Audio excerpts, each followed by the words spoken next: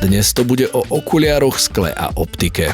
Zápis otváram takýmto okrajovým vzorom, ktorý farebne zvýrazním. Namerali mi jednotky dioptrie, čo znázorním známkou s jedným rakúskym grošom. Pridám latinské okuláre a z týchto nových papierov si vyberám tmavomodrý, na ktorý napíšem sklo po latinsky. V angličtine si pri okuliároch, pohároch a skle vystačia jedným slovom. Do toho môjho nalejem akvarelovými fixkami nemenovaný hroznový nápoj. Kvantová fyzika dospela k poznaniu, že to, čo pozorujeme, nie je objekt, ale výsledok pozorovania.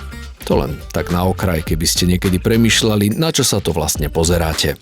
Tu pridávam moje obľúbené ozdoby a pokračujem československou poštovou známkou so skúmavkami, aby som ostal v téme. Ak niekto nechce vidieť, nepomôžu mu svetlo ani okuliare. Tak sa vraj vraví vo Švédsku.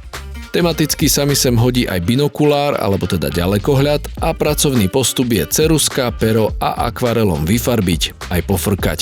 Tu si sadám k písaciemu stroju a chystám sa napísať text, ktorý som vlastne napísal už pred 3 rokmi.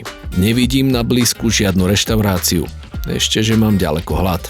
Tým by som dnešný zápis ukončil a s ním aj toto video. Za jeho pozretie vám ďakujem a vidíme sa ostro a zreteľne v ďalšom videu.